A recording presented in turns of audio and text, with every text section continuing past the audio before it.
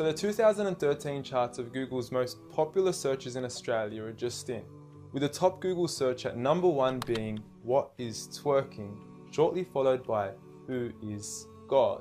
Now, on saying this, I don't think you have to be a genius to figure out which of the two questions is more important to be asking Google. I mean, one could potentially explain the reality of our existence, while the other would potentially leave us scarred for the remainder of our existence.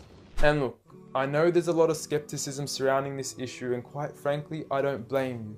I mean, the meaning of God has been thrown around so often we forgot what it means. From some Zeus-like man in the sky with a big beard, to Thor, to a half-animal, half-human creature, to Kanye West shamelessly producing a track titled "I Am God" on his album Yeezus, to Eminem then self-proclaiming himself as the rap god, a new brand of clothing titled "I Am God", and who could forget Justin Bieber and his Believers. You affectionately refer to your fans as beaners. No, believers. And now I understand that most of this may be exaggerated, and many of these examples are mere semantics and plays on words that are probably being taken out of context, as let's face it, nobody actually believes in Bieber, and I highly doubt that Kanye West considers himself a god.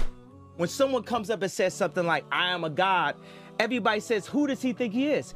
I just told you who I thought I was, a god. And now Kanye West smashes his head into a street sign really, really hard. Oh! Kanye. Oh, Kanye. Kanye, you okay? Sounds like Kay's got a new hit. A god. That's who I think I am.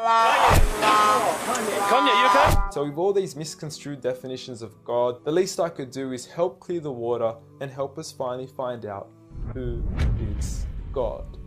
Well, to begin, let's start with the things that we all agree on. First and foremost, we're here. We just began and we exist. And like all things that begin to exist, they require a cause. Things don't just come out of nothing, and although at times we sometimes wish they would, they don't. If I told you that this glass sprang into existence, this glass made itself, you said Muhammad Ali's crazy.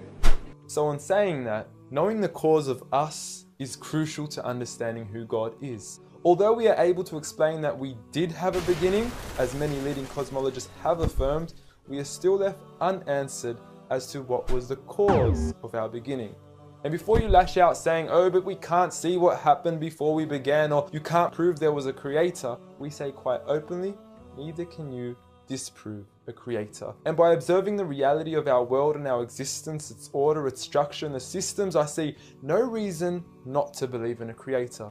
But then one may ask, where did this creator come from? What was the cause of him? And it will go on forever and ever, which would most probably lead to us never have ever been created.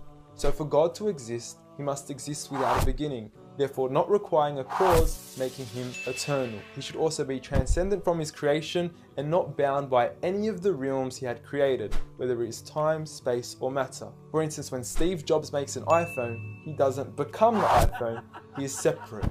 And of course, we could also argue that he is one. This makes the most sense, and it would also avoid any potential conflict between two disputing all-powerful gods with conflicting interests. But we still don't know which God is he. Are you Zeus? Are you Thor? Are you Yahweh? Well, if you agree with everything I've said up until now, you will realize that each of these gods don't fit into our established criteria of who God is. They are all created beings, they are not eternal, they have not created anything, they are dependent, and they require sleep, rest, oxygen, and food. So who is the one and only true God? I present to you a God who is one and only, eternal, exists without a beginning, who was uncreated, requiring no cause for himself, yet being the absolute cause and creator of everything else. Allah.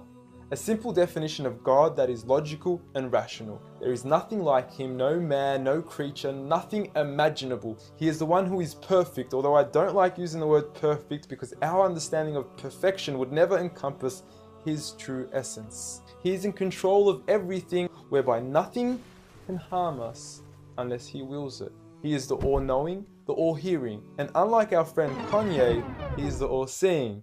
Many of us would then argue that although these verses do provide a logical and sound concept of God, how do we know that these words are indeed the words of God? Well, first and foremost, the Quran isn't just any book. It was revealed over 1400 years ago as direct revelation from God to the final prophet Muhammad, peace be upon him, and was sent as the most eloquent piece of literature to before mankind.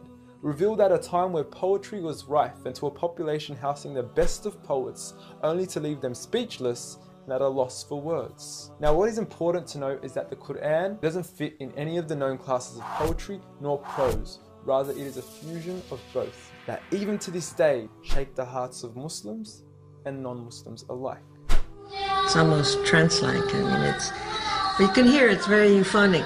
I mean, there's a lot of internal rhyme and end rhyme, and the rhythm is not predictable, and it's beautiful. Even to this day, the Quran remains incomparable and stuns humanity with its accurate references to science and history, from accurate descriptions of the human embryo to historically accurate references to the different rulers in the different Egyptian dynasties. And no matter how many times people will try to discredit the Quran on its authenticity, it remains standing. Will you please, at the very next science lesson, get some salt water, get some fresh water, and mix them and see what happens? The Quran says 2 seas, not 2 cups of water. And to those that doubt it is from God, the challenge is simple. Bring forth something that can compare. And now, although this challenge has been attempted multiple times throughout the past, history has witnessed that no man has been able to rival the Quran. But does this challenge still apply today? Well, we could surely put it to the test, and who better to choose than the self-proclaimed rap god. Call yourself the rap god. Eminem, dubbed the best of his time, being incomparable with anyone in his league. The last thing the world needs is another me. Now if we compare the works of Allah with the works of Eminem, we are left with this.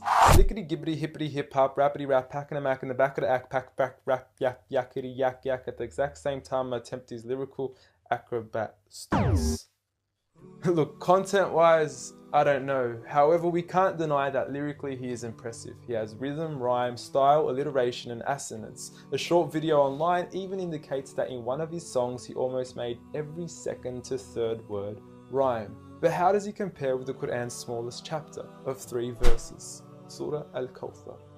Now in just 10 words, Allah is able to use over 30 linguistic and rhetorical devices, including emphasis, multiple meaning, grammatical shift, word order and arrangement, ellipsis, conceptual relatedness, intensification, choice of words, repetition, intimacy, exaggeration, and prophecy, along with many, many more. What's also important to note is that the linguistic devices in the Quran aren't just thrown about randomly. For instance, Allah would use palindromes strategically to describe the terms glorify your Lord and the orbiting of planets, as though both processes are occurring continuously, non-stop, one after the other.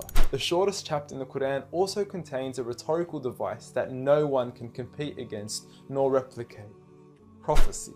At the end of the first verse, Allah promises Muhammad, peace be upon him, that he would be given abundant good at a time when he was at one of the lowest points of his life, with a small amount of followers and low social status. He had even just lost his son, and his enemies were taunting him with cut-off lineage and progeny, yet Allah was promising him abundant good at this time. Such was the prophecy of the Quran, and we certainly indeed see its fulfillment today. With the Quran being the most recited, memorized and practiced book across the entire world, with over 1.6 billion followers today from all walks of life.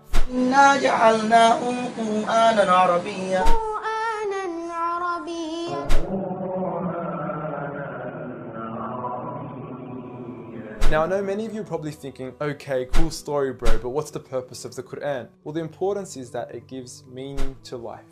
From our overall purpose of existence to why we're here and what happens once we die. God teaches us that each and every single one of us is being tested. We weren't created for mere play, we were created with a purpose, and that is to be obedient to God and His rules. Those who believe, there is reward, and those that don't and are arrogant, there is a punishment. And look, I apologize for trying to squeeze all this into one small video, but I've given you everything you need to know who God is and why we are here. So read.